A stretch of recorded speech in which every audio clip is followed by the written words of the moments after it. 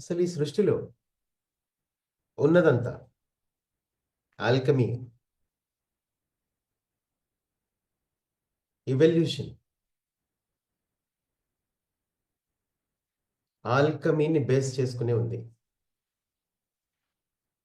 ప్రతిదీ పరిణామ క్రమంలో భాగంగానే నడుస్తుంది. సృష్టికర్త నుంచి మొదలు పెడితే చిన్న జీవరాశి వరకు, ఖనిజాల వరకు కూడా పరిణామంలో భాగంగానే అవి ముందుకు వెళ్తూ ఉన్నాయి. అయితే ఈ పరిణామం కేవలం వాటి చాయిస్ మాత్రమే. ఈ భూమి మీద ప్రస్తుతం ఉన్నత లోకాల నుంచి, అంటే హయ్యర్ డైమెన్షన్స్ నుంచి అసెండెడ్ మాస్టర్స్ ఇక్కడ భూమి మీద వచ్చి జన్మలు తీసుకున్న వాళ్ళు ఉన్నారు. అలాగే ఇదే భూమి మీద మళ్ళీ అదే అసెండెడ్ మాస్టర్స్ ఎన్నో జన్మలుగా ఇక్కడే ఉంటూ మన ఇవల్యూషన్ని వాళ్ళు, అంటే ఏదైతే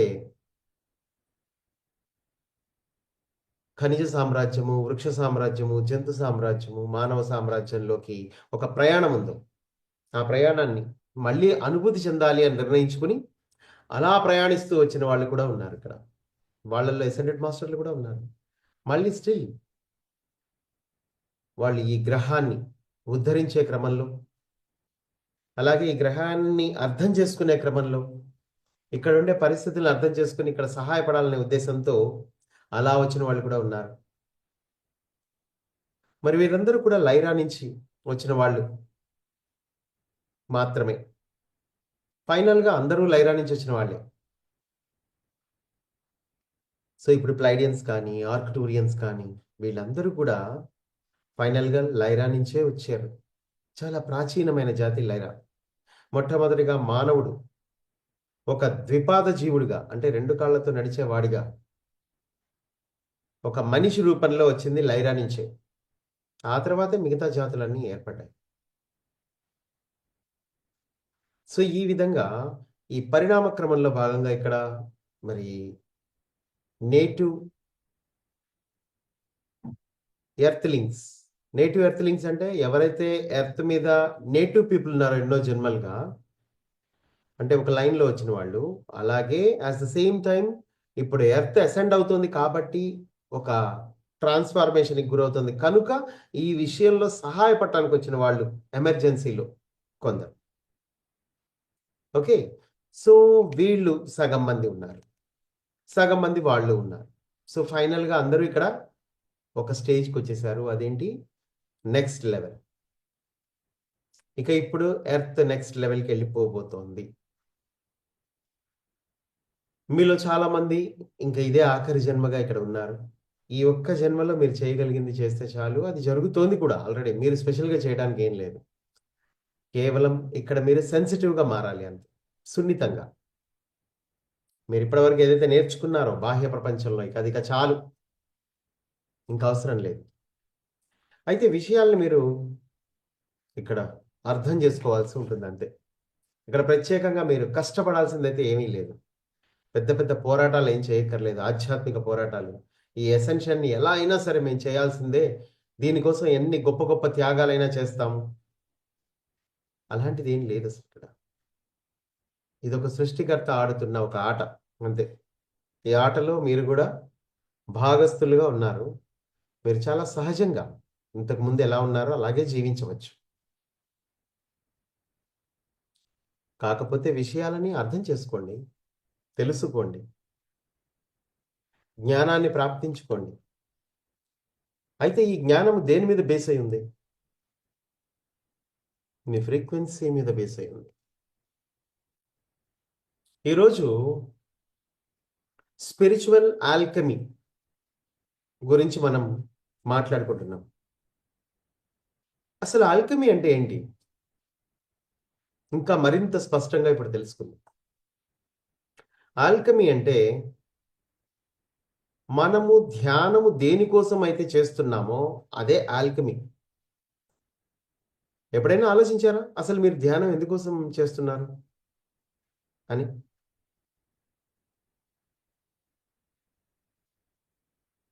ఒక తక్కువ స్థితి నుండి ఎక్కువ స్థితికి మారటం కోసం. అంటే ఫ్రీక్వెన్సీ పరంగా మీరు ఏదైతే ఇప్పుడు లోయర్ ఫ్రీక్వెన్సీలో ఉన్నారో దాన్ని తిరిగి హయ్యర్ ఫ్రీక్వెన్సీలోకి మీరు మారటానికి మీరు ధ్యానం చేస్తున్నారు.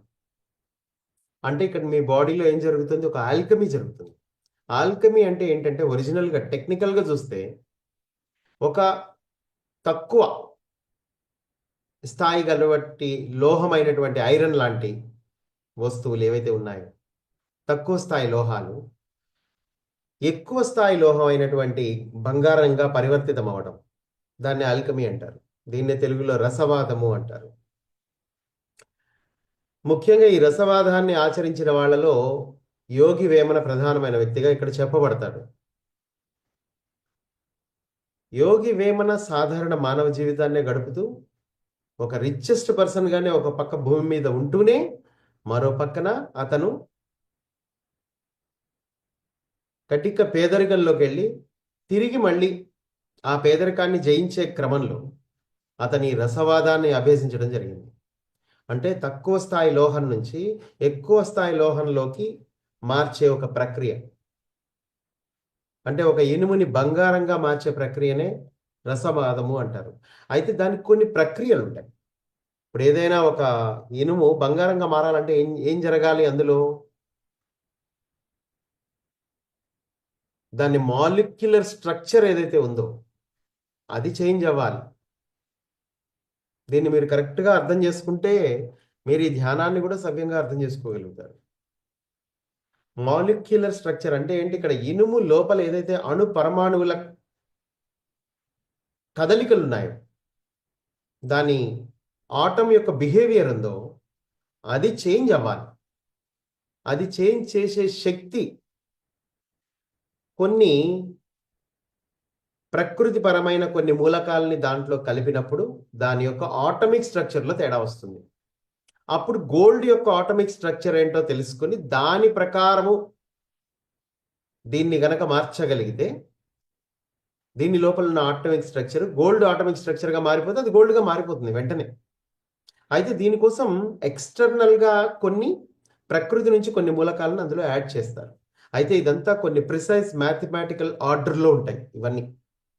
అంటే కొన్ని కొలతల ప్రత్యేకమైన కొలతల ప్రకారం కొన్నిటిని మీరు ప్రకృతి నుంచి అవి వనమూలికలు కావచ్చు, ఇంకేదైనా కావచ్చు, ఇతర ఖనిజాలు కావచ్చు, మంత్రశక్తి కావచ్చు.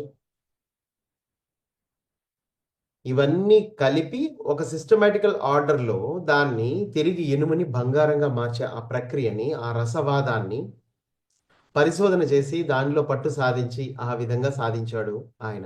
అయితే ఈ క్రమంలో ఆయన ఎన్నో అద్భుతాలను సృష్టించగలిగాడు. అక్కడ పైకి ఒక ఇనుముని బంగారంగా మార్చే ప్రక్రియను అతను అభ్యసించాడు. దానికోసం ఎన్నో గ్రంథాలని తిరగేశాడు. దానికోసం ఎన్నో సాధనలు చేశాడు. ఎంతోమంది గురువుల్ని కలిశాడు. ఈ క్రమంలో తన దైవత్వ రహస్యాలన్నీ తెలుసుకున్నాడు. చూడండి అతను కావాలనుకుంది కేవలం ఇనుముని బంగారంగా మార్చే ప్రక్రియ. అంటే అతను ధనవంతుడు అవ్వాలనుకున్నాడు భౌతికంగా మాత్రమే. కానీ దాన్ని పొందే క్రమంలో అతను పరిపూర్ణ ఆధ్యాత్మికతను సంతరించుకున్నాడు. అతను ఎవరెవరినైతే కలిశాడో గొప్ప గొప్ప మహనీయుల్ని, గొప్ప గొప్ప ఆల్కమిస్టుల్ని, అంటే రసవాదంలో ఆరితేరిన వాళ్ళని కలిశాడు అతను. వాళ్ళందరూ అతనికి జ్ఞానాన్నే బోధించారు ఫైనల్‌గా. ఈ క్రమంలో అతను దైవత్వం అంటే ఏంటో తనలో తెలుసుకుని జాగ్రత్త పరుచుకున్నాడు. అంటే తన ఫ్రీక్వెన్సీని తను పెంచుకోగలిగాడు. ఆ తర్వాత అతను బంగారాన్ని ప్రాప్తించుకున్నాడా లేదా అన్నది ఒక విషయం కానే కాదు. ఆ తర్వాత తను ఏది ప్రాప్తించుకోవాలో అది ప్రాప్తించేసుకున్నాడు.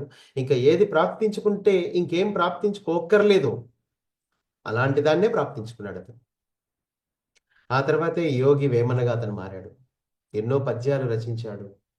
ఈ ప్రపంచాన్ని తనదైన మార్గంలో అతను ఈ ప్రపంచ జ్ఞానాన్ని అందించడం జరిగింది. సమస్త మానవ జాతిపై అనంతమైన కరుణతో. అతను ఎంతో సింపుల్‌గానే లైఫ్‌ని లీడ్ చేశాడు. దీన్నే ఒక రసవాదము అంటారు. ఈ ఆల్కెమీ అనేది ఈ స్పిరిచువల్ ఆల్కెమీ అనేది సహజంగా మీ లోపల జరుగుతుంది. అసలు మీరు ధ్యానం చేసేదే అందుకోసం. ఈ రసవాదము అనేది మీలో జరగడానికి. అంటే మీ తక్కువ స్థాయిలో ఉన్న మీ చైతన్యం ఎక్కువ స్థాయిలోకి మారడానికి మాత్రమే, మీ ఎనర్జీ సిస్టమ్ లో ఫ్రీక్వెన్సీ నుంచి హై ఫ్రీక్వెన్సీకి మారడానికి మాత్రమే మీరు ధ్యానం చేస్తున్నారు. ఈ ఆల్కమీ ప్రతిరోజు మీ జీవితంలో జరుగుతూనే ఉంటుంది. ఎవరైతే సిన్సియర్గా మెడిటేషన్ చేస్తున్నారో వాళ్ళందరికీ ఈ స్పిరిచువల్ ఆల్కమీ అనేది జరుగుతుంది. చాలా మందికి ధ్యానం ఎందుకు చేస్తున్నారో తెలియదు. వాళ్ళ కష్టాలు పోవడానికో ప్రశాంతత కోసమో చేస్తున్నామని అనుకుంటూ ఉన్నారు. ఇదొక మంచి మార్గము. ఆధ్యాత్మికతను ప్రాప్తించుకోవచ్చు, అసెండ్ అవ్వచ్చు, జ్ఞానాన్ని ప్రాప్తించుకోవచ్చు అని అనుకుంటూ ధ్యానంలోకి వస్తున్నారు. కానీ నిజానికి ఇక్కడ జరిగేది ఏంటి? ఇక్కడ ఒక ఆల్కమీ జరుగుతుంది. ఆల్కమీ కోసమే మీరు ఇక్కడికి వచ్చారు. అది సహజంగా జరుగుతుంది. ఆల్కమీ అది తెచ్చి పెట్టుకున్నది కాదు. అంటే తక్కువ స్థాయి ఎనర్జీ నుంచి ఎక్కువ స్థాయి ఎనర్జీకి రూపాంతరం చెందటం. మీరు ఇప్పుడు గొంగళి పురుగు సీతాకోకచిలుకగా రూపాంతరం చెందుతుంది. అది ప్లాన్ వేసుకోదు. అది ప్రకృతితో అనుసంధానం అవుతుంది. కళ్ళు మూసుకొని గూడు కట్టుకొని ధ్యానంలో కూర్చుంటుంది అంతే. మనిషి కళ్ళు మూసుకుంటే ధ్యానం అంటున్నారు. గొంగళి పురుగు గూడు కట్టుకొని దాని లోపల కళ్ళు మూసుకొని కూర్చుంటే దాన్ని మనం ధ్యానం అనట్లేదు. మెటమార్ఫసిస్ అంటారు దాన్ని, రూపాంతరీకరణ. అది తనని తాను అనుమతిస్తోంది రూపాంతరీకరణ పొందడానికి. అంటే ఒక అందమైన సీతాకోక చిలుకగా ఒక గొంగళి పురుగు మారగలదు. ఎందుకంటే అక్కడ తక్కువ స్థాయి ఎనర్జీ నుంచి ఎక్కువ స్థాయి ఎనర్జీకి, అంటే ఒక సీతాకోక చిలుక అంటే అందంగా ఆనందంగా ఒక స్వేచ్ఛతో కూడుకున్న జీవితంతో ఎగిరిపోతుంది. అది దానికోసం అది చేయగలిగింది ఒకటే, గూడు కట్టుకొని చీకటిగా చేసుకుని ఆ చీకట్లో తను కూర్చోవడమే. అదే మనిషి చేస్తే మెడిటేషన్ అవుతుంది. ఈ రూపాంతరీకరణని మనం ఏమంటున్నాం? మెటమార్ఫసిస్ అని ఏదైతే అంటున్నాం, ఇది క్వైట్ న్యాచురల్ ప్రాసెస్. ఈ మెటమార్ఫసిస్ జరుగుతుంది, అన్నిటిలోనూ జరుగుతుంది, అందరికీ జరుగుతుంది. ఈ మెటమార్ఫసిస్ నే మనము దాని యొక్క గమ్యాన్ని మనము ఆల్కమీ అంటున్నాం. ఏదైతే మెటమార్ఫసిస్ జరుగుతుందో దాన్నే ఆల్కమీ అని కూడా అంటున్నాం మనము. అది తక్కువ స్థాయి ఎనర్జీ నుంచి ఎక్కువ స్థాయికి మారే ప్రక్రియ. దానికోసం మాత్రమే ధ్యానము. అయితే ఇప్పుడు ఈ ధ్యానం మీకు ఏ విధంగా ఉపయోగపడుతుంది? ఒక తక్కువ స్థాయి ఎనర్జీ ఒక ఉన్నత స్థాయి ఎనర్జీగా మారటానికి, అంటే ఒక హయ్యర్ ఎనర్జీ, ఒక అసెండెడ్ మాస్టర్కి ఉండే ఎనర్జీకి, అంటే 5వ పరిధి, 6వ పరిధి, 7వ పరిధి, 8వ పరిధి, 12వ పరిధి వరకు మీరు ఎదగచ్చు. ఆ ఫ్రీక్వెన్సీని మీరు పెంచుకోగలిగే సామర్థ్యం మీలో ఉంది. అయితే ఇది పెరగటం అనేది నిజంగా ఉందా అన్నదాన్ని మీరు ఇక్కడ అర్థం చేసుకోవాల్సి ఉంటుంది. ఇక్కడ ఒక మనిషి పుట్టుకతో చాలా హయ్యర్ డైమెన్షన్ ఎనర్జీతోటే పుడతాడు, పుట్టుకతోటే.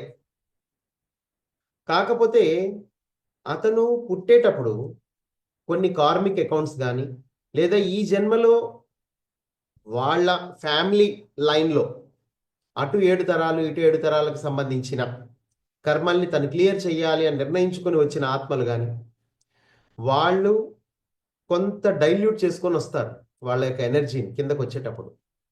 ఇక్కడికి వచ్చిన తర్వాత వాళ్ళు ధ్యానంలోకి వచ్చి వాళ్ళు తిరిగి అలా డైల్యూట్ అయిపోయిన దాన్ని తిరిగి మళ్ళీ శక్తివంతంగా మార్చుకుంటారు. ఇది ఆటోమేటిక్గా జరుగుతుంది. పైనుంచి వాళ్ళు కిందకు వచ్చేటప్పుడే వాళ్ళు ఎలా వచ్చారు? చాలా శక్తివంతంగానే వచ్చారు. కానీ వాళ్ళు అన్ని మర్చిపోయారు. టోటల్గా అన్ని మర్చిపోయి కిందకు వస్తారు. కానీ గుర్తుపెట్టుకోండి, వాళ్ళ స్థితి అలాగే ఉంది. కానీ వాళ్ళ కుటుంబంలో పుట్టాలంటే వాళ్ళని వాళ్ళు డైల్యూట్ చేసుకోవాలి. వాళ్ళు తక్కువ స్థాయి ఎనర్జీగా మారాలి. అప్పుడే వాళ్ళు ఆ కుటుంబంలోకి వస్తారు. ఎందుకంటే వాళ్ళు ఒక కార్మిక్ కుటుంబంలోకి ఎంటర్ అవుతున్నారు. అంటే లోయెస్ట్ ఫ్రీక్వెన్సీ ఎన్నో కర్మల్ని ఆచరిస్తూ, అంటే ఆచరించడం అంటే ఆ లోన్ అయినటువంటి కర్మలకు లోనైనటువంటి కొన్ని ఖాందాన్లు ఉంటాయి. వాళ్ళ తాతలు ముత్తాతలు అందరూ చాలా మంది కర్మలు చేసి ఆ కార్మిక్ సైకిల్లో ఇరుక్కుపోయి వాళ్ళు దాని నుంచి బయటపడలేక అలా ఉండిపోయారు. అందుకని ఒక సోల్ ఏం చేస్తుందంటే ఇలా కార్మిక్ అకౌంట్స్లో కూరుకుపోయినటువంటి ఆత్మలన్నింటినీ విడుదల చేయడం కోసం. ఎందుకంటే భూమి భారంగా ఫీల్ అవుతుంది ఇలాంటి వాళ్ళ వల్ల. ఈ జెనెటిక్ లైన్ ఒకటి ఉంటుంది పెద్దది, వాళ్ళ తాత ముత్తాతల దగ్గర నుంచి ఒక లైన్ 7 తరాల వరకు ఆ లైన్లో పుడుతుంది అనమాట ఒక ఉన్నత ఆత్మ. పుట్టి ఆ జెనెటిక్ లైన్లో ఉన్న వాళ్ళందరినీ హీల్ చేయడం కోసం వస్తుంది. ఈ వచ్చేటప్పుడు తన్ని తాను డైల్యూట్ చేసుకొని ఆ కార్మిక్ అకౌంట్స్‌లోకి ఎంటర్ అవుతుంది. ఆ తర్వాత తన స్థితిలోకి తను ప్రయాణించే క్రమంలో ధ్యానంలోకొస్తుంది. అయితే ఇదంతా చాలా సహజంగా జరిగిపోతుంది. ఒక ప్లాన్ ప్రకారం. మరి ఆ విధంగా వచ్చిన వాళ్ళుంటారు. అలా. అలాగే మిగతా వాళ్ళెవరైతే ఉన్నారో వాళ్ళు ప్యూర్‌గానే వస్తారు. అంటే వాళ్ళేం డైల్యూట్ అవసరం లేదు. సాధ్యమైనంత వరకు వెజిటేరియన్ కుటుంబాల్లో పుడతారు, యోగుల కుటుంబాల్లో పుడతారు. ఇంకా కొన్ని వీళ్ళు పుట్టిన తర్వాత కొన్ని ఫ్యామిలీస్ ఎలా ఉంటాయంటే వీళ్ళు పుట్టగానే అన్నీ మానేస్తారు వాళ్ళు. వాళ్ళు పుట్టిన తర్వాత ఇంట్లో ఒక రకమైన శాంతి నెలకొంటుంది. ప్రశాంతంగా ఉంటుంది. అట్లా కొన్ని సోల్స్ అలా వచ్చినప్పుడు ఇంటిని మార్చేసుకుంటారు. వాతావరణాన్ని వాళ్ళకు అనుగుణంగా ఈ విధంగా వాళ్ళు ఎదగటానికి ఆ వాతావరణం వాళ్ళకి ఉపయోగపడుతుంది. సో, ఫైనల్‌గా వీళ్ళందరూ ఏంటి కిందకొచ్చేది ఒక హైయర్ ఎనర్జీని వాళ్ళ లోపల యాక్టివేట్ చేసుకోవటానికి. అయితే స్టోరీ మళ్ళీ ఫస్ట్ నుంచే బిగిన్ చేయాలి వాళ్ళు. మళ్ళీ ధ్యానం నుంచే స్టార్ట్ చేస్తారు వాళ్ళు. కానీ గుర్తుపెట్టుకోండి వాళ్ళు చాలా వేగంగా ఎదగగలరు. ధ్యానంలోకొచ్చిన మరుక్షణమే వాళ్ళకి తొందరగా ఎవల్యూషన్ స్టార్ట్ అయిపోతుంది. ఎందుకంటే వాళ్ళు ఆల్రెడీ ఎదిగిన ఆత్మలే కిందకొచ్చి వాళ్ళు స్టార్ట్ చేశారు మళ్ళీ ఆ విద్యని. ఎందుకంటే తప్పదు. ప్రతి ఒక్కళ్ళు ఇక్కడ అన్నీ మర్చిపోయి రావాల్సిందే. తిరిగి అన్నీ వాళ్ళే గుర్తు తెచ్చుకోవాల్సిందే. ఇక్కడ ఎవరైతే ఈ క్లాస్‌లో కూర్చున్నారో వాళ్ళందరూ ఏం చేయాలి? ప్రధానంగా గుర్తు తెచ్చుకోవాలంతే. యాక్చువల్లీ వాళ్ళు ఎదిగిన ఆత్మలే. కానీ అక్కడ వాళ్ళు చేయాల్సిందేంటంటే గుర్తు తెచ్చుకోవడమే. అలా గుర్తు తెచ్చుకోవడానికి వాళ్ళేం జేయాలి? జస్ట్ ఫ్రీక్వెన్సీని పెంచుకోవాలంతే. ఫ్రీక్వెన్సీ పెరగటం అనేది ఒక ఆల్కెమీ. ఒక స్పిరిచ్యువల్ ఆల్కెమీ. ఒక మెటమార్ఫోసిస్. ఇది అవశ్యంగా చాలా సహజ రీతిలో జరుగుతుంది. దానికి కోఆపరేట్ చేయాలి. కోఆపరేషన్ అంటే మీరు ఇన్వాల్వ్ అవ్వకూడదు ఇక దాంట్లో.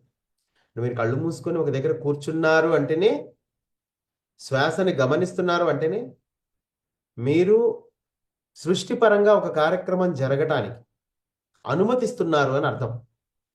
ధ్యానము అంటే ఏం లేదు. కేవలం అనుమతి ఇవ్వడం. మిమ్మల్ని మీరు అనుమతించుకుంటున్నారు. ఒక ఉన్నతమైన శక్తిగా మారే క్రమంలో. అంతే. ఈ మెటమార్ఫోసిస్ సృష్టిలో అన్ని చోట్ల జరుగుతుంది. అలాగే నాలో గూడా జరుగుతుంది. ఎందుకంటే చైతన్య పరిణామంలో గొంగళి పురుగు కంటే చాలా అడ్వాన్స్‌డ్ స్టేజ్‌లో ఉన్నా నేను. గొంగళి పురుగు చాలా వెనకబడి ఉందది. అదెక్కడో. అది ఇంకా జంతు సామ్రాజ్యంలో ఉంది. కానీ మరి దానికి ఇంకా జన్మలు చాలా ఉన్నాయి. అలాంటిదే అది మెటమార్ఫోసిస్‌కి గురయ్యి మరొక సీతాకోకచిలుకలా మారి ఒక ఏంజెల్‌గా మారిపోతుందది. ఒక నేలకి మాత్రమే అతుక్కుపోయి ఉన్న వ్యక్తి అది. అలాంటిది గాల్లో ఎగురుతూ, మరి ఆనందంగా విహరిస్తూ స్వేచ్ఛతో, అన్ని చెట్ల మీద వాలుతూ, ఆనందంగా జీవితాన్ని గడుపుతుంది. కొంత జీవితం గడిపిన. అంటే ఇక్కడ మెటమార్ఫోసిస్ అనేది ఎంత సహజంగా జరిగిపోతుందో చూడండి. కాబట్టి ఒక మానవుడు తొందరగా మెటమార్ఫోసిస్‌కి లోనవ్వగలడు. అయితే అతను సహకరించినప్పుడు. అందుకే మనము కళ్ళు మూసుకొని కూర్చున్నప్పుడు ఎటువంటి కోరికలతోనూ, లేకపోతే ఏదో సాధించాలనుకుని కూర్చోకూడదు. ఏదైతే మెటమార్ఫోసిస్ న్యాచురల్‌గా జరుగుతుందో దానికి నేను అనుమతిస్తున్నాను అనుకుని కూర్చోవాలంతే.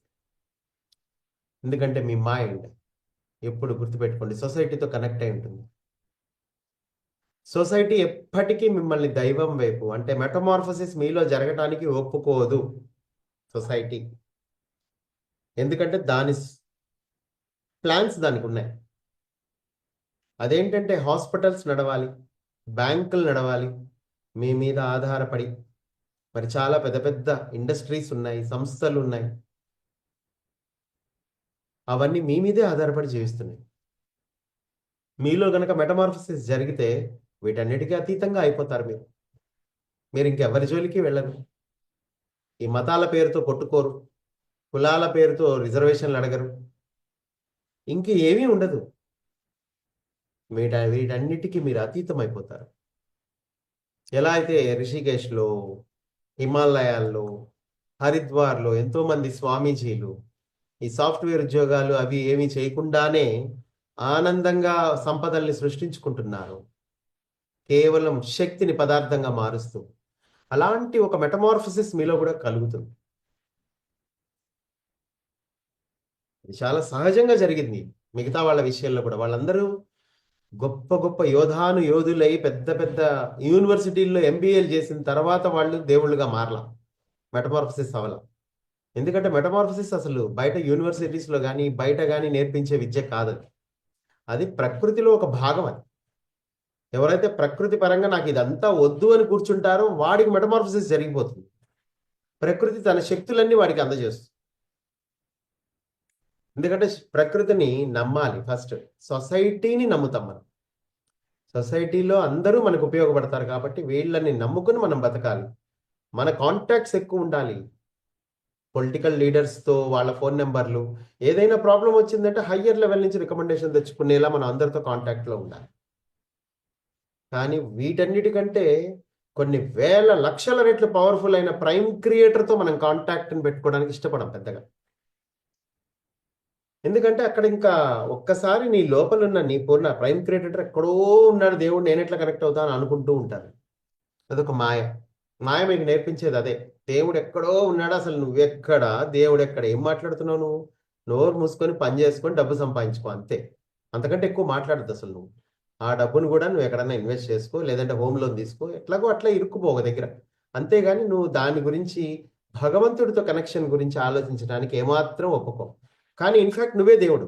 నీకు ఎంతోసేపు పట్టదు నిజానికి. శ్వాస విశ్వాస పెడితే నీ ఇన్నర్తో నువ్వు కనెక్ట్ అయిపోవచ్చు. కానీ ఆ విషయం నీకు తెలియనీయకుండా మేము చాలా డివైసెస్ క్రియేట్ చేసాం.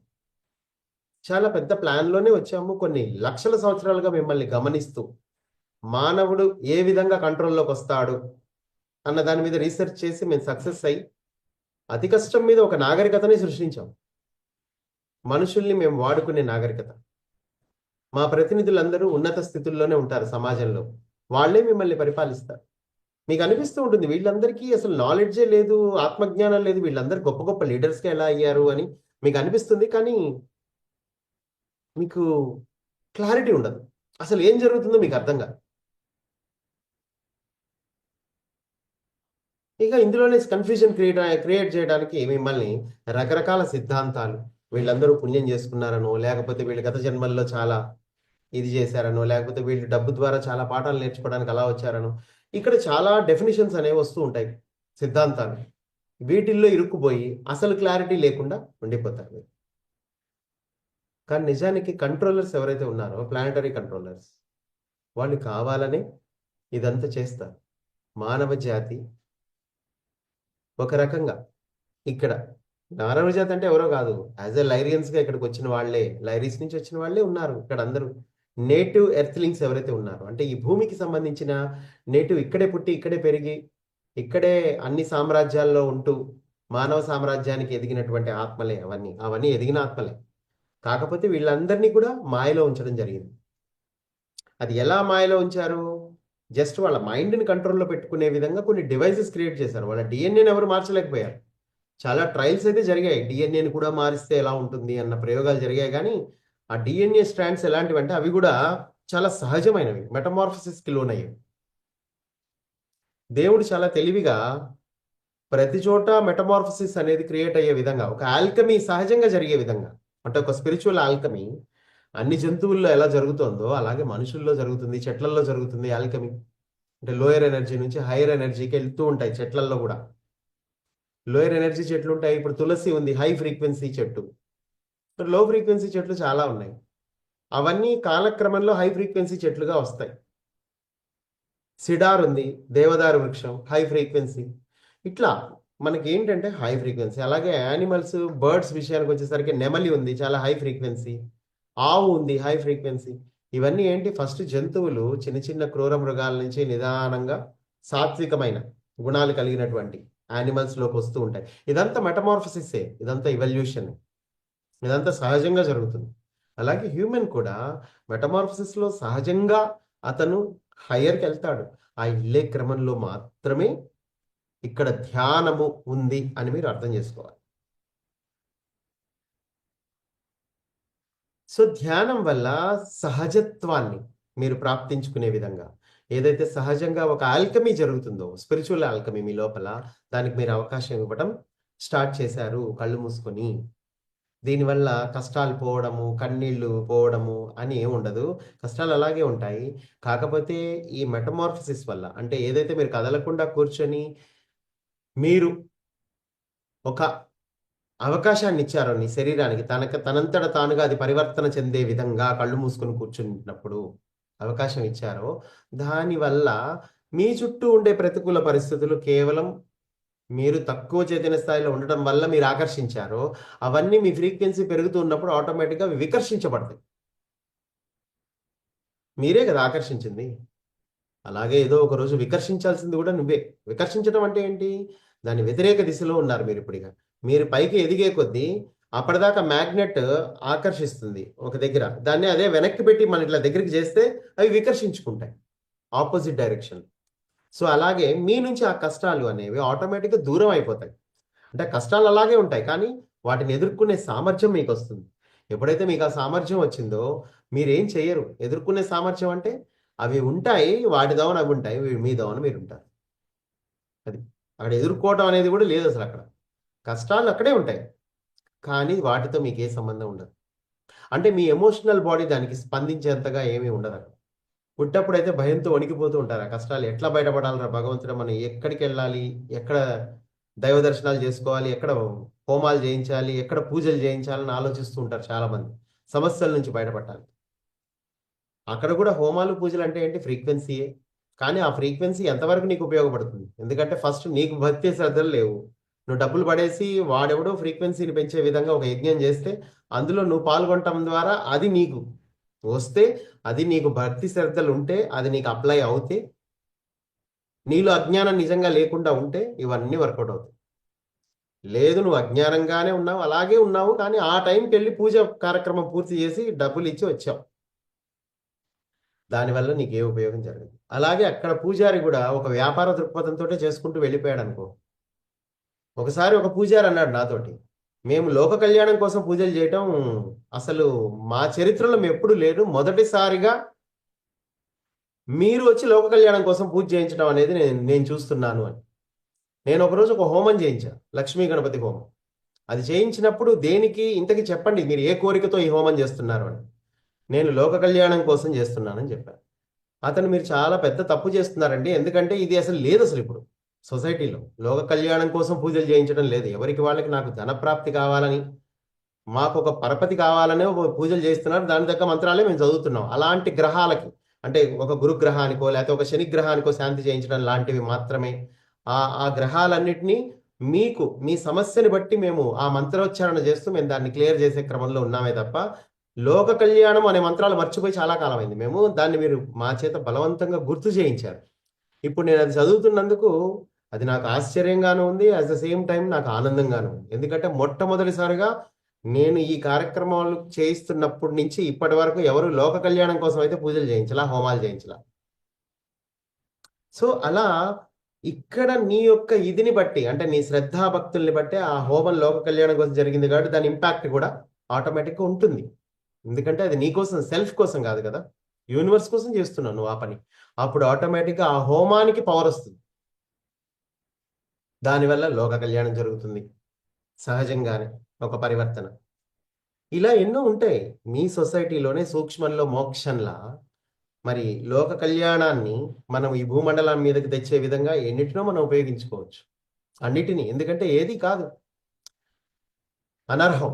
అంటే మనకి ఇది మనకి కరెక్ట్ కాదు. చాలామంది మెడిటేటర్లు అనుకుంటారు మేము గుళ్ళు పోక్కర్లేగా గుళ్ళతో మాకేం పని లేదని. ఇక్కడ గుడికి వెళ్ళకపోవడం కాదు. ఇక్కడ ధ్యానంలోకి రావడం అంటే మేము గుళ్ళకి వెళ్ళక్కర్లేదు. మేము చాలా ముందుకొచ్చేసామని కాదు. ఇక్కడ గుడిలో మీరు ప్లాస్టిక్ పూజలు చేస్తున్నారు కాబట్టి, అక్కడ మీకు వర్త్ లేదు కాబట్టి, మీ శ్రద్ధాభక్తులు అక్కడ లేవు కాబట్టి, మొబైల్ మోగుతూనే ఉంది కాబట్టి, పూజలో గూడా. అక్కడ బ్రాహ్మడికి మొబైల్ మోగుతుంది, మీకు మొబైల్ మోగుతుంది. కాబట్టి అక్కడ ఏమీ లేదు కాబట్టి ఆపమన్నాం. అంతేగాని భక్తి అనేది ఒక గొప్ప యోగం అది. ఎక్కడైతే ఈ కార్యక్రమాలున్నాయో, హోమాలు, యజ్ఞాలు, యాగాలు ఇవన్నీ ఉన్నాయి నిజానికి. వాటి ఫ్రీక్వెన్సీ వాటికుంది. కానీ వాటిని డీల్ చేసే వ్యక్తులు ఎవరైతే ఉన్నారో వాళ్ళ మీదనే ఆధారపడి ఉంటాయి. అక్కడ శ్రద్ధ, భక్తులుండాలి. అది. భగవద్గీత చెప్పిన వాళ్ళు చెప్పారు ఇంతకుముందు. కానీ వాళ్ళెవరు మెడిటేషన్ చేసి భగవద్గీత చదివితే ఆ ఉన్నతమైన అవగాహనని మీరు ప్రాప్తించుకుంటారని ఎవరు చెప్పలా. కృష్ణుడు ఎంత గొప్పవాడు, అసలు ఉన్నదంతా కృష్ణుడే అని చెప్పేవాళ్లే తప్ప అసలు భగవద్గీతలో ఉన్న సారాన్ని బోధించే వాళ్ళు ఎవరు లేరు. అదొక్కటి గనక ఉంటే, అది నిజంగా పాఠ్య పుస్తకాల్లో ఉంటే, అన్ని యూనివర్సిటీల్లో అది పెట్టి ఉంటే, చిన్నప్పటి నుంచే ఆత్మజ్ఞానం అందరికీ అలవడేది. ప్రతి యూనివర్సిటీలోనూ పెద్ద పెద్ద పిరమిడ్లు, మెర్కాబాల నిర్మాణం జరిగిపోయేది. అలాగే మనుషులందరూ అక్కడ లెక్చరర్లందరూ గొప్ప గొప్ప యోధులైన సహస్రారం మాస్టర్లే లెక్చరర్లుగా ఉండేవాళ్ళు. అక్కడ సేవా కార్యక్రమం పరంగా మాత్రమే జరిగేది. శాలరీ కోసం ఎవరు పనిచేసేవాళ్ళు కాదు. ఇప్పుడు విద్య మాత్రమే అతిపెద్ద వ్యాపారంగా ఉన్న ప్రపంచం ఇప్పుడు కాలం. అందుకే మీ పిల్లల్ని చదివించాలంటే మీకు ఎందుకు లక్షల కోట్లు, ఒక ఎల్కేజీ కోసం మీకు 50,000 పెట్టాల్సిన పరిస్థితి ఎందుకు వస్తుందో ఆలోచించారా? ఎల్కేజీలో అసలు ఏముంటుంది? 2 గంటలు అట్ట పోయి వస్తాడు వాడు. 50,000 కట్టాలి వాడికి. అది. సో ఏంటి అసలు ఇక్కడ? అంటే విద్య ఎంత గొప్ప వ్యాపారం అనేది ఇక్కడ ఆలోచించండి. నిజానికి రాజ్యాంగంలో కూడా లేదు విద్యని వ్యాపారం చేయాలని. విద్య ఉచితం నిజానికి రాజ్యాంగ పరంగా చూస్తే, చట్టపరంగా చూసిన. కానీ అతిపెద్ద వ్యాపారం ఇదే ఉంది. అదే విధంగా ఇక్కడ ఇలాంటి ప్రకృతిలో మీరున్నారు కనుక ఇందులోంచి మీరు బయటపడాలన్నప్పుడు ఏం చేయాలి? ఫస్ట్ మీ ఫ్రీక్వెన్సీని మీరు మార్చుకోవాలి. మీ ఆల్కమీ మీరు చేంజ్ చేయాలి. అయితే దాన్ని చేంజ్ చేయడానికి మీరు ప్రత్యేకంగా ఏమీ చేయక్కర్లేదు. That is called nothingness. The art of nothingness అన్నదాన్ని మీరు చేయాలి, ప్రాక్టీస్ చేయాలి. మీరు లేరు అసలు, అంతే. జస్ట్ మీరు ధ్యానంలో కూర్చున్నారు అంటే అక్కడ మీరు లేరు. నథింగ్. అక్కడ ఇంకేం లేదు.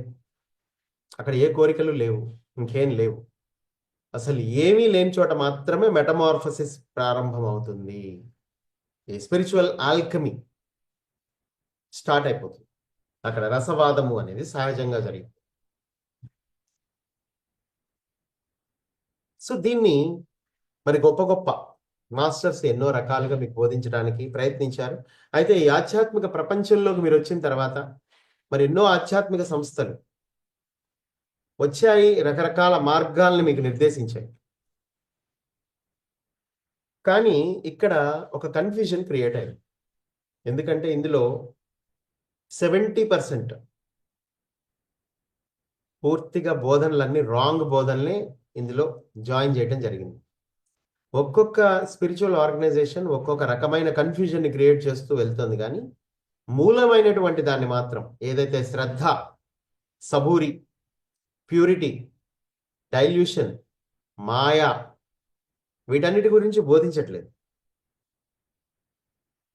కేవలం ఒక వ్యక్తి పరంగా ఫలానా వ్యక్తి గొప్పవాడు, శివుడు గొప్పవాడనో, రాముడు గొప్పవాడనో, ఇంకెవరో ఏ మతానికి సంబంధించిన వ్యక్తి ఆ మతానికి గొప్పవాళ్ళని, వాళ్ళని మనం పూజించాలని బోధింపబడుతుంది. కానీ నిజానికి అలా ఏం లేదు. అసలు నిజానికి ఎవరైతే ఇప్పుడు పూజింపబడుతున్నాడో అతను ఎవరిని పూజించలా. యాక్చువల్లీ అతను తనని తాను తెలుసుకున్నాడు. తర్వాత అతను ప్రజల చేత పూజింపబడ్డాడు. కానీ నిజానికి అతను ఏం చెప్పాడు? మీరు కూడా నాలాగా చేయండి, మీరు కూడా నాలాగా లోపల నుంచే సమాచారాన్ని అందుకోండి, లోపల నుంచే పరివర్తన జరిగేలా అవకాశం ఇవ్వండి. ఒక 7 సంవత్సరాల్లో మీ జీవితం మొత్తం మారిపోతుంది. మన జీవితంలో ఫేసెస్ అన్ని 7 ఇయర్స్ ఉంటాయి. చూడండి, 7 సంవత్సరాల వరకు ఒక బాబు ఒకలా ఉంటాడు, 14 ఇయర్స్కి ఒకలా ఉంటాడు. ఎవరైనా బాబు అన్నా పాప అయినా. మళ్ళీ 14 నుంచి 21 వరకు ఒక దశ, మళ్ళీ 21 నుంచి 28 వరకు ఒక దశ. ఇవన్నీ ఎవ్రీ 7 ఇయర్స్కి దశలు చేంజ్ అవుతూ ఉంటాయి. కానీ ఇక్కడ 7 ఎందుకు ఉన్నాయి? 7 అనే నెంబర్కి చాలా పవర్ ఉంది. ఆ 7లోని నిజానికి ఒక వ్యక్తి కదలకుండా ఒక చెట్టు కిందో లేకపోతే అన్నిటినీ వదిలేసి ఆర్ట్ ఆఫ్ నథింగ్నెస్ని ప్రాక్టీస్ చేస్తున్నాడు అనుకోండి. ఇంకేం లేదు, జస్ట్ అలా శూన్యంలో ఆ శూన్యతని అనుభూతి చెందుతూ దాన్ని ప్రాక్టీస్ చేస్తున్నాడు అనుకోండి. ఏమీ లేదు అనేదాన్ని 7 సంవత్సరాలు చాలా అతనికి. మొత్తం ఈ ఎన్నైతే ఏళ్ళు ఉన్నాయో, ఈ జన్మలోనే ఏళ్ళు కాదు, 7 దశలు కాదు, ఎన్నో జన్మలుగా 7 దశలను అనుభవిస్తూ వస్తాం మనం ఒక్కొక్క జన్మలు. అవన్నీ కేవలం ఒకే 7 ఏళ్లలో కంప్లీట్ చేసేయచ్చు. అలా చేసుకున్న వాళ్ళే వీళ్ళందరూ.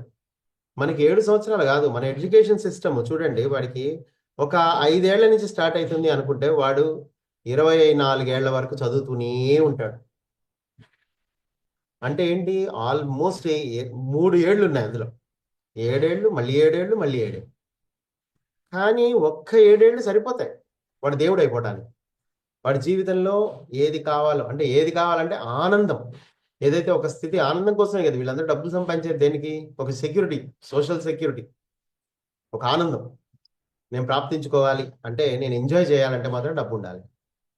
కానీ ఒక చెట్టు కింద ఉన్న యోగి వాడు ఇంతకంటే 1000 రెట్లు ఎంజాయ్ చేస్తూ ఉంటాడు తన ఆత్మతో తన అనుసంధానమై.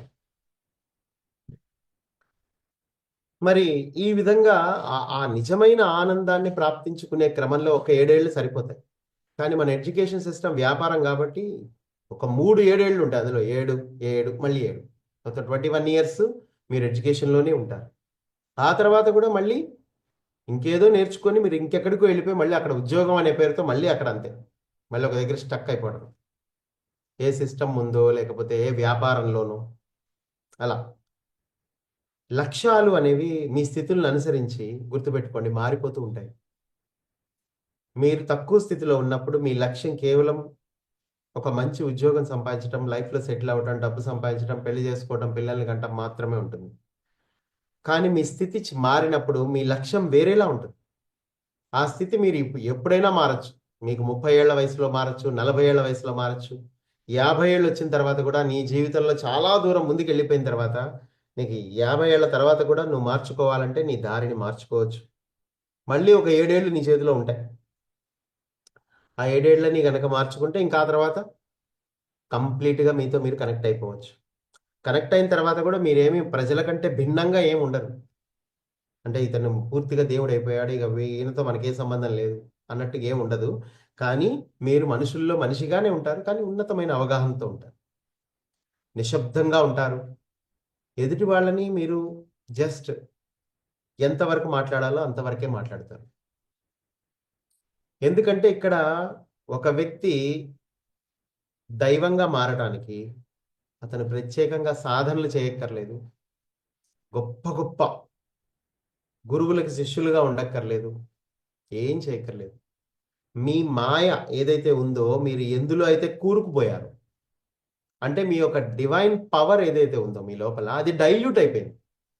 మీరు చిక్కటి పాలల్లో మీరు నీళ్లు పోసారనుకోండి ఇంకొక లీటర్, అది పాలు డైల్యూట్ అయిపోయాయి అంటే పల్చగా అయిపోయాయి.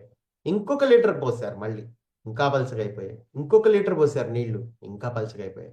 అట్లా డైల్యూట్ అయిపోయి చివరికి ఎట్లా అయిపోయిందంటే పాలు చాలా తక్కువ ఉన్నాయి కానీ తెల్లగానే ఉన్నాయి కానీ అన్ని నీళ్ళే.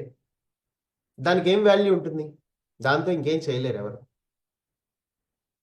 అలాగే మానవుడు కూడా తనలో దివ్యత్వంలో ఏముంది? తన లోపల దివ్యశక్తులే ఉన్నాయి. దివ్యత్వమే ఉంది. ఉన్నదంతా ఒకటే కదా! అద్వైతం ఏం తెలియజేస్తుంది? ఉన్నదంతా ఒకటే అని. అంటే ఏంటి? నీలో ఉన్న సృష్టికర్తే అందరిలోనూ ఉన్నాడు. నీలో ఉన్న చైతన్యమే అందరిలోనూ ఉంది. ఇదే గదా! సో, ఇక్కడ ఏం జరుగుతుంది? మీరు డైల్యూట్ అయ్యారు అంతే. దీంట్లో నీళ్లు కలిపారు. ఎట్లా? మీ మైండ్ ద్వారా, మీ చుట్టుపక్కల అట్రాక్షన్స్ ద్వారా దీన్ని మీరు పలుచన చేశారు. మీ జీవితాన్ని. అక్కడ మైండ్ ఎప్పుడైనా సరే గుర్తుపెట్టుకోండి. మీ సోల్ పవర్‌ని యుటిలైజేషన్‌లోకి తెచ్చేది మీ మైండే. మైండ్ అనేది అందుకే ఉందసలు. అయితే మీరిక్కడ ఎప్పుడైతే చీప్ క్వాలిటీ అట్రాక్షన్స్‌కి లోనవుతారో, అక్కడ మీ సోల్ పవర్‌ని చీప్ క్వాలిటీ అట్రాక్షన్స్‌కే ఖర్చు పెడతారు. సో, కాబట్టి మీ మీద పరిశోధన చేసిన తర్వాత అర్థమైంది ఏంటంటే, ఈ వ్యక్తిని దైవంగా ఉండే మనిషిని ఒక మామూలు మనిషిగా డీఎన్ఏ మార్పిడి చేసి మార్చడం అనేది ఇంపాసిబుల్. ఎందుకంటే వాడి దైవత్వం వాడు చచ్చినా పోదు. కానీ వాడిని ఒక పని చేయొచ్చు. వాడిని మాయలో అయితే పెట్టొచ్చు మనం. వాడికి చుట్టూ కొన్ని అట్రాక్షన్స్ పెట్టొచ్చు. అయితే అట్రాక్షన్స్ పెట్టినంత మాత్రాన వాడేమి అట్రాక్ట్ అవ్వడు. గుర్తుపెట్టుకోండి. వాడికి పుట్టినప్పటి నుంచే వాడికి ఎడ్యుకేషన్ సిస్టమ్‌ని తీసుకురావాలి వాడికి. అది ఎలాంటి ఎడ్యుకేషన్ అయి ఉండాలంటే, నీకు సెటిల్‌మెంట్ అనేది బయటే ఉంది. నీకు లోపల లేదు సెటిల్‌మెంట్. అనే ఒక ఎడ్యుకేషన్ సిస్టమ్. ఆ సిస్టమ్ కూడా నీకు ఫ్రీగా దొరకదు. దానికోసం నువ్వు వేలు పోయాలి కార్పొరేట్‌లో. ఒక కృత్రిమమైన దానికి. అది కూడా నీ దగ్గరే డబ్బు తీసుకొని, నీకే ఆ కృత్రిమమైన దాన్ని అందించటం అన్నమాట.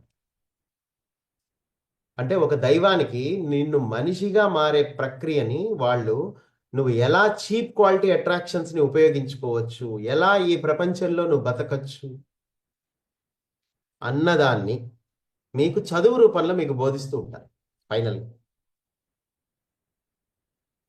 సో, ఏదైతే సైన్స్ మీకు అందజేయబడుతుందో, ఆ సైన్స్ అంతవరకే ఉంటుంది. ఒక రాకెట్ సైన్స్ మాత్రమే మీకు ఇవ్వబడుతుంది, కానీ ఒక space ship anti gravity technology, plasma rainbow technology మీకు అందివ్వడానికి రెడీగా లేదు ఈ ప్రపంచం, ఈ సొసైటీ. నిజానికి ఉంది వాళ్ళ దగ్గర, ఈ టెక్నాలజీ కూడా ఉంది.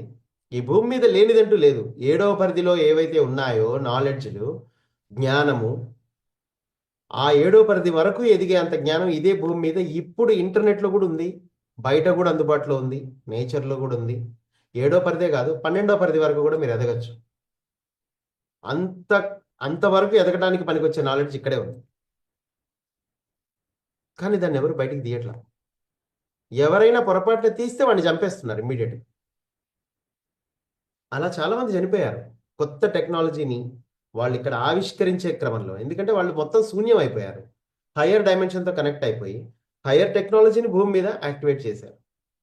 చేసి ఒక వస్తువుని వాళ్ళు తయారు చేశారు. ఒక వ్యక్తి ఉన్నాడు, ఏ మనిషి అయినా ఇప్పుడు ఒక యంత్రాన్ని తయారు చేసి ఈ యంత్రంలో ఒక మనిషి కూర్చుంటే హాఫ్ అన్ అవర్లో వాడికి ఏ రోగం ఉన్నా పోతుంది అన్నారు అనుకోండి ఉదాహరణకి. సో అలాంటి యంత్రము కనిపెట్టిన వ్యక్తి కరెక్ట్గా 1 డేలో ఇది ఎప్పుడైతే ఈ ప్రపంచానికి తెలుస్తుందో ఫలానా వాడు ఫలానా వస్తువు కనిపెట్టాడు, ఒక హాఫ్ అన్ అవర్లో మీకు ఎలాంటి ప్రాబ్లమ్స్ ఉన్నా మొత్తం క్లియర్ అయిపోతాయి, జస్ట్ దీని కింద కూర్చోవాలంతే అనే యంత్రాన్ని కనిపెట్టిన 24 అవర్స్ అతను మర్డర్ చేయబడతాడు ఆటోమేటిక్గా. ఎందుకంటే హ్యూమానిటీ ఒక హై టెక్నాలజీని డిజర్వ్ చేయదు, ఎందుకంటే వాళ్ళంత లోయెస్ట్ ఫ్రీక్వెన్సీలోనే ఉంచబడుతున్నారు కాబట్టి. ఎందుకంటే ఈ వ్యాపారాలన్నీ ఆగిపోతాయి, హాస్పిటల్ ఇండస్ట్రీ ఆగిపోతుంది, అన్నీ ఆగిపోతాయి, ఎవ్రీథింగ్. ఇప్పుడు ఈ యుగ మార్పిడి చేసే క్రమంలో జరుగుతుంది, ఇప్పుడు యుగ మార్పిడి జరుగుతుంది. ఇప్పుడు దీన్ని సత్యాన్ని ఎవరు ఆపలేరు కదా. ఇప్పుడు ఏంటి, ప్రాచీనమైన పద్ధతులు ప్రాచీనమైనవన్నీ వస్తూ ఉన్నాయి. అయితే టెక్నాలజీ విషయంలో మరీ హయ్యర్ టెక్నాలజీ వీళ్ళకి ఇచ్చి వీళ్ళని ప్రాబ్లంలో పెట్టడం ఎందుకులే అనవసరంగా అని మీకు ఇంకా రానివ్వట్ల టెక్నాలజీని. కానీ చాలామంది హయ్యర్ టెక్నాలజీని మైండ్లో పెట్టుకొని ఇక్కడికి వచ్చిన వాళ్ళే, అంటే వాళ్ళల్లో అంతర్విజ్ఞానం ఉంది, కానీ వాళ్ళ ద్వారా అది బయటికి వచ్చేలోపు వాళ్ళకి ప్రమాదం జరగకుండా ఉండాలంటే, వాడు సేఫ్గా ఉండాలంటే అది వాడి ద్వారా బయటికి రాకుండా వాళ్ళని కొంతకాలం ఈ మాయలోనే ఉండేలా కంటిన్యూ చేస్తూ ఉన్నారు. ఎందుకంటే భూమి చైతన్యం పెరగాలి, దాంతోపాటు ఈక్వల్గా మానవ చైతన్యం కూడా పెరిగితేనే ఈ టెక్నాలజీ మొత్తం భూమి మీదకి వచ్చే అవకాశం ఉంది. అందుకే స్పేస్ షిప్స్ ఎందుకని కిందకి దిగచ్చు, లక్షల సంఖ్యలో ఉన్నాయి పైన, మన గ్రహం చుట్టే ఉన్నాయి, కానీ ఒక్కడి కూడా దిగదు. బయట చాలామంది ఫోటోలు కూడా తీస్తూ ఉంటారు. ఈ మధ్య కాస్త మళ్ళీ కనబడుతున్నాయి, మళ్ళీ తెలుస్తోంది అందరికీ సత్యం ఏంటి అన్నది. మరి ప్రాచీన పద్ధతులన్నీ వస్తున్నాయి, కానీ ఇప్పుడు డార్క్ ఫోర్సెస్ ఇప్పుడు ఇంకొక టెక్నాలజీ లాస్ట్ అండ్ ఫైనల్గా వాళ్ళు ఈ గ్రహాన్ని కోల్పోవడానికి ఇష్టం లేదు కాబట్టి వాళ్ళు ఏం చేస్తారు, ఇదే స్పిరిచువాలిటీని వాళ్ళు కూడా బోధిస్తారు. కానీ అది ఎలా ఉంటుందంటే ఒక కన్ఫ్యూజన్కి మిమ్మల్ని క్రియేట్ చేసేదిగా ఉంటుంది. వాళ్ళ మనుషులు అన్ని మతాల్లోనూ ఉంటారు, అన్ని కులాల్లోనూ ఉంటారు, వాళ్ళ మనుషులు అన్ని స్పిరిచువల్ ఆర్గనైజేషన్స్లోనూ ఉంటారు. ఫైనల్గా అక్కడ మీరు ఒక సాధకుడు గనక దేంట్లో అన్నా ఏదైనా నేర్చుకోవడానికి వెళ్ళాడు అంటే ఎక్కువ కాలం అక్కడ ఉండకూడదు, గుర్తుపెట్టుకోండి. అక్కడ ఉన్నారంటే అక్కడ పైత్యం అంతా మళ్ళీ మీకు ఎక్కుతుంది. అక్కడ మీరు ఎంతవరకు తీసుకోవాలో అంతవరకు తీసుకొని పక్కకు వచ్చి మీ సాధన మీరు చేసేసుకోవాలి అంతే. మళ్ళీ ఇక లైఫ్ అంతా దాన్ని పరంగా పెట్టి నేను అది చేస్తా ఇది చేస్తా ఇంకేదో ర్యాలీలు చేస్తా ఇంకెక్కడికో పోతా ఇవన్నీ చేశారనుకోండి, మీ చైతన్య పరిణామం ఆగుతుంది అక్కడ. ఇక్కడ మీరు మీ ఫ్రీక్వెన్సీని పెంచుకోవడం ద్వారా మీ హై ఫ్రీక్వెన్సీని ఈ భూమికి అందించాలి. ఆ తర్వాత మీ ద్వారా కొన్ని పనులు ఏవైతే ఉన్నాయో అవి జరగాలంటే ఆ ర్యాలీ మీ ద్వారా జరిగిపోతుంది ఆటోమేటిక్గా, అదొక టైం వచ్చినప్పుడు జరిగిపోతుంది. కానీ అసలు మీరు సాధన చేయకుండా వీటి వెనకాల పడ్డారంటే మీరు ఒక మూర్ఖుడిగా ఉండిపోతారు. ఎలా అయితే జనాలు టీవీలు చూస్తూ అలా ఉండిపోయారో, సీరియల్స్ చూస్తూ, అలాగే మీరు కూడా ఈ వీటిల్లో ఉంటారు. ఈ కార్యక్రమం అసలు స్పిరిచువాలిటీలోకి ఎంటర్ అయింది ఎందుకు, ఇవన్నీ చేయడానికి కాదు, అసలు ముందు నేను నువ్వు తెలుసుకోవడానికి కదా, మీ ఫ్రీక్వెన్సీని పెంచుకోవడానికి కదా. మీలో ఆ ఆల్కమీ, ఆ మెటమార్ఫసిస్ మీలో జరగకుండానే మీరు ఇప్పుడు ఈ క్లాస్ నేను చెప్తున్నాను. ఎలా చెప్తున్నాను, నేను ఏదో కొన్ని 1000 పుస్తకాలు చదివి చెప్తున్నానా, నేనేం చదవలేదు, కానీ నా ఇన్నర్తో నేను కనెక్ట్ అయ్యాను. దానివల్ల విషయాలు వాటంతట అవే బయటికి అవుతాయి, వస్తాయి, రాబడతాయి ఆటోమేటిక్గా, అవి వ్యక్తపరచబడతాయి. అంతేగాని ఇక్కడ నేను అసలు నేను ఉండను మోస్ట్లీ. ఇక్కడ ఒక ఐడెంటిటీ, ఒక మీడియంగా మాత్రమే ఉన్నాను కానీ ఇక్కడ ఎటువంటి ఐడెంటిటీ లేదు. నేనే చదివాను, నేనే బోధిస్తున్నాను అన్నది ఏమి ఉండదు ఇక్కడ. ఒక ఫ్లో ఇది. ఆ యూనివర్సల్ ఫ్లోతో మీరు కనెక్ట్ అయినప్పుడు ఈ ఫ్లో మీకు వచ్చేస్తుంది ఆటోమేటిక్గా. ప్రతి ఒక్కళ్ళు చేయాల్సింది ఇదే. లేదంటే ఏళ్ల తరబడి మీరు ఒక దగ్గర స్టక్ అవుతారు. నేను మంచి కార్యక్రమాల్లోనే ఉన్నా కదా, నా జీవితం అంతా నేను మంచి మంచి పనులు చేశా, నేనేవో ప్రచారాలు చేశా, అది చేశా, ఇది చేశా అనుకుంటూ అదొక సాటిస్ఫాక్షన్గా ఉంటుంది. అట్లా కాదు. ప్రచారాలు జరుగుతాయి, కానీ ఎప్పుడు మిమ్మల్ని మీరు తెలుసుకోండి పూర్తిగా. ఎక్స్ప్లోర్ చేయండి అసలు మీరు ఈ శరీరాన్ని. మరింతగా లోపలికి వెళ్ళి ఏముంది ఇందులో తెలుసుకోండి. మీ పవర్స్ పెంచుకోండి, మీ ఫ్రీక్వెన్సీ పెంచుకోండి. ఆ ఉన్నత అవగాహనతో మీరు ఎక్కడికన్నా వెళ్ళి ఏదైనా చేసినా, ఇప్పుడు మన దగ్గర వీడియో క్లాసులు చేస్తుంటారు చాలా మంది. ఏదైనా బుక్ దొరికిందంటే అబ్బా ఇందులో భలే ఉంది ఈ పుస్తకం, ఇది చదివి పారేయాలనుకుంటాడు వాడు ఇమీడియట్గా క్లాస్లో. అదొక వీడియో క్రియేట్ అయింది. ఏం లేదు అక్కడ, వాడికి అర్థమైంది లేదు, ఏం లేదు. అందులో బాగుంది, కాన్సెప్ట్ బాగుంది, ఇది మనం అర్జెంటుగా చదివేస్తే అయిపోద్ది, ఓ పని అయిపోద్ది. ఇట్లా వాడికి ఏం తెలియదు, కానీ వాడు ఏదో ఒక ప్రెజెంట్ చేయాలనుకుంటాడు బయట ప్రపంచాన్ని. నేనేదో అప్పటికే లోక కళ్యాణం చేసేస్తున్నాను అనుకుంటాను. అసలు మీకు అవగాహన లేకుండా మీకు మాట్లాడే హక్కే లేదు అసలు. దట్టు పబ్లిక్తో డీల్ చేసేటప్పుడు వాళ్ళు కన్ఫ్యూజన్లోకి వెళ్ళిపోతారు ఏదో ఒక దశలో మీ చదివే చదువులకి. అలా కాకుండా మీకు లోపల నుంచి మీరు ముందు యాక్టివేట్ అవ్వండి. ఆ తర్వాత మీరు చెప్పండి క్లాస్, మీకు వచ్చినంత వరకే చెప్పండి. ఎవరు బలవంత పెట్టారో ఒక పెద్ద కాన్సెప్ట్ తీసుకొని చెప్పాలని? మీకే తెలియదు కదా ఆ కాన్సెప్ట్ అంటే ఏంటో. సో అలాంటి పిచ్చి పిచ్చి క్లాసులన్నీ ఫైనల్గా ఏమవుతాయి, ఒక కన్ఫ్యూజన్కి దారితీస్తాయి మనుషులు. అందుకే ఏళ్ల తరబడి ఎందుకు మన సొసైటీలో 20 ఏళ్ళైంది, 30 ఏళ్ళైంది ఇంకా క్లాసుల కోసం ఎగబడుతూ ఉంటారు. దానివల్ల ఏంటి మీకు ఉపయోగం? మీ సాధన ఏది? ఆలోచించండి. వేరే సాధన.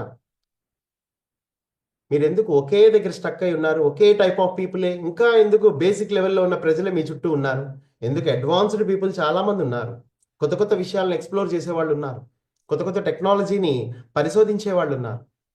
వాళ్ళందరూ మీ జీవితాల్లోకి ఎందుకు రావట్లేదు? ఎందుకు గొప్ప గొప్ప విషయాలు మీ జీవితంలో జరగట్లేదు? గొప్ప గొప్ప వాళ్ళతో డైరెక్ట్గా పైన వాళ్ళతో కాంటాక్ట్ ఉన్న వాళ్ళు మీతో ఎందుకు ఫ్రెండ్షిప్ చేయట్లేదు? ఆలోచించండి. ఉన్నతంగా ఆలోచించండి, ఉన్నతంగా ఎదగండి, ఉన్నతంగా ఉండండి. అప్పుడే ఉన్నతమైన మనుషులు మీ జీవితంలోకి ఆకర్షింపబడతారు. ఉన్నతంగా ఆలోచించాలంటే మీ లోపల ఆ మెటమార్ఫసిస్ జరగాలి అంటే మీరు దానికి అనుమతి ఇవ్వండి. కళ్ళు మూసుకొని కూర్చోవటము అంటే ఏంటి? అనుమతి ఇవ్వడము. ధ్యానంలో కూర్చోవడము అంటే ఏంటి? అనుమతి ఇవ్వడం. ఎలా చేసుకోవడమే అంతే. నేనే దైవాన్ని, నేను దాన్ని అంగీకరిస్తున్నాను. కానీ దానికి 100 అడ్డంకులు ఉన్నాయి. నువ్వెట్లా దేవుడు అవుతావు? నువ్వు దేవుడైతే ఇట్లుంటుందా నీ బతుకు అనుకుంటా మళ్ళీ నీ చుట్టూ ఉంటుంది సొసైటీ నీకు చెప్పడానికి. కానీ అట్లే ఉండదు. నువ్వు దేవుడివే. ఈ విషయం ఎన్నో వాంగ్మయాల్లో రచింపబడింది, అహం బ్రహ్మాస్మి అని. సో కాబట్టి అసలు దీని మీద ఎన్నో సినిమాలు కూడా వచ్చాయి. ఎంతో టెక్నాలజీ కూడా ఈ సమయంలో అందజేయబడుతుంది మనుషులందరినీ ఒక పరివర్తనకు లోను చేసే టెక్నాలజీ. అంటే పిరమిడ్లు కానీ, మెర్కబాల్ కానీ, టెన్సార్ టెక్నాలజీ కానీ, ఇంకా రకరకాల ఈ ప్రపంచంలో చాలా గొప్ప గొప్ప హై ఫ్రీక్వెన్సీ టూల్స్ అందుబాటులోకి వస్తున్నాయి. కానీ అవన్నీ మనకెందుకు అందుబాటులో రావట్లేదు? మనం ఇంకా ఎక్కడో పిరమిడ్ల దగ్గర ఆగిపోయి ఉన్నాం ఎందుకు? అదే పిరమిడ్ని మార్చి ఇంకెట్లాగో తయారు చేసి, ఇంకా చాలా ఉన్నాయి టూల్స్ ఈ ప్రపంచంలో. వాటన్నిటి గురించి కూడా మనం తెలుసుకోవాలి. ఎనర్జీని శక్తివంతంగా ఒక మెటమార్ఫసిస్ జరిగే విధంగా మన బాడీలో ఒక ఆల్కమీ, ఒక స్పిరిచువల్ ఆల్కమీ జరిగే విధంగా మనకి సహాయపడే టూల్స్ ఈ ప్రపంచంలో గొప్ప గొప్ప మహనీయులు ఫారిన్ కంట్రీస్లో కనిపెడుతూనే ఉన్నారు కొత్తవి ప్రతిసారి. ఎలా అయితే పిరమిడ్ తర్వాత మెర్కబాల్ వచ్చాయో, మెర్కబాల్ తర్వాత ఇంకా పవర్ఫుల్ మెర్కబాల్ తయారు చేయబడుతున్నాయో, చాలా జామెట్రికల్ సింబల్స్ తయారు చేయబడుతున్నాయో, అలా అవన్నీ ఎందుకు అందుబాటులోకి రావట్లేదు మీ అందరికీ అంటే ఇదే కారణం. వచ్చినా మీరు అవి మీ దగ్గరికి రావట్లేదు. సొసైటీలో అవి అందుబాటులో ఉన్నప్పటికీ అవి మీ దాకా రావు. ఎందుకంటే మీ ఫ్రీక్వెన్సీ పెంచుకుంటేనే కదా హయ్యర్ టెక్నాలజీ మీ జీవితంలోకి వచ్చేది. అలాగే మనుషులు కూడా హయ్యర్ టెక్నాలజీ మైండ్లో ఉన్నవాళ్ళు, లేకపోతే హై ఫ్రీక్వెన్సీకి లోనై సరికొత్త విషయాల్ని ఆవిష్కరించే వాళ్ళందరూ మీ జీవితంలోకి ఆకర్షింపబడాలి. ఇక్కడ ఒకటే ఉన్నది ఆకర్షణ. మీ జీవితం ఎలా ఉంటే, కష్టాల్లో ఉన్నారు అంటే మీరు కష్టాలని ఆకర్షించే విధంగానే మీ మైండ్ సెట్ ఉంది, మీ అంతరం ఉంది. అంతేగాని మీరు దానికి ఏదో కర్మలు ఉన్నాయి, నా ప్రారంధం ఇది, నా కర్మ ఇంతే అనుకుంటూ మీరు అలా అనుకునే విధంగా ఈ సొసైటీ మీ చుట్టూ అజ్ఞానపూరితమైన వ్యక్తులతో నిండి ఉంటుంది. మీకు ఆ విషయంగా ఒక సింపతి క్రియేట్ చేస్తారు మీ మీద. అయ్యో పాపం అని. సో, కానీ ఫైనల్‌గా అదసలు అవన్నీ నిజంగానే కాదు. నీ చుట్టూ ఉండే ప్రపంచం అసలు లేదు. యాస్ లాంగ్ యాస్ నువ్వు దాన్ని నమ్మినంత వరకే అది ఉంది. మీరు చాలా మంది ఫోన్‌లు మాట్లాడతారు. కానీ అక్కడ ఏదో వాళ్ళ కష్టాలు ఒప్పుకోవడానికో, లేకపోతే అవతల వాళ్ళ కష్టాలు వీళ్ళు ఒప్పుకోవడానికో సంథింగ్ అలా ఉంటుంది. దానివల్ల మీ ఫ్రీక్వెన్సీ డైల్యూట్ అవుతోంది. మీరది గుర్తుపెట్టుకోండి. మీరు హై ఫ్రీక్వెన్సీలోనే పుట్టారు. కానీ ఏం లాభం? దాన్ని డైల్యూట్ చేసే పనిలో రోజు బిజీగా ఉన్నారు. ఫ్రీక్వెన్సీని డైల్యూట్ చేయటంలో దిట్టలు ఎవరంటే మన భూమి మీద ఉన్నవాళ్ళు. మీరేం చేయక్కర్లేదు. సొసైటీని పట్టుకుంటే చాలు. టీవీని పట్టుకుంటే చాలు. మొబైల్ పట్టుకుంటే చాలు. అన్నీ ఇంకా ఎన్ని రకాల అట్రాక్షన్స్ అయితే నిన్ను పిలుస్తున్నాయో బయట ప్రపంచంలో పెళ్ళిళ్ళు, పెటాకులు అన్నీ. అవన్నీ కూడా మీకు మిమ్మల్ని డైల్యూట్ చేయటానికి. అంటే ప్యూర్‌గా ఉన్న మిమ్మల్ని పూర్తిగా డైల్యూట్ చేసేసి ఎందుకు పనికిరాని వ్యక్తిగా మిమ్మల్ని మార్చడానికే అన్నీ ఉన్నాయి మీ చుట్టూ. సో, వీటన్నిటి నుంచి మీరు విడిపోయినప్పుడు ఆటోమేటిక్‌గా అవి మీ నుంచి ఎళ్ళిపోతాయి. మీరు మళ్ళీ తిరిగి ఆ పరిశుద్ధమైన పాలగా ఉండండి. ఈ నీళ్ల పాలుగా ఉన్నారు మీరందరూ. ఎందుకు పనికిరాని ఆ నీళ్లు గూడా ఎన్నున్నాయంటే 90% నీళ్ళే ఉన్నాయి. పాలే లేవు అసలు.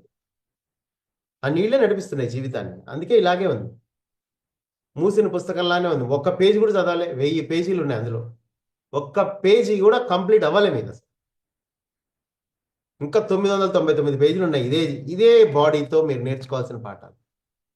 మీ జీవితంలో ఉన్నాయి ఇంకా ఆ 1000 పేజెస్‌లో ఉన్న నాలెడ్జ్ గూడా ఇదే జీవితంలో మీరు పొందొచ్చు. కానీ మీరింకా ఫస్ట్ పేజీలోనే ఎక్కడో ఉన్నారు. రెండో పేరాలోనో, మూడో పేరాలోనో. దానికే నేను డాక్టరేట్ తీసుకున్నాను. దానికే నాకు ప్రపంచవ్యాప్తంగా చాలా పేరు ప్రఖ్యాతులున్నాయి. నేను ఆ దేశానికెళ్ళాను, ఈ దేశానికెళ్ళాను, నేను అక్కడ జాబ్ చేస్తున్నాను, ఫారెన్‌లో ఉన్నాను అనే వాళ్ళందరూ మొదటి పారాగ్రాఫ్, రెండో పారాగ్రాఫ్‌లోనే ఎక్కడో ఇరుక్కుపోయి ఉన్నారు. కానీ ఆ బుక్కు 1000 పేజీల బుక్ అది.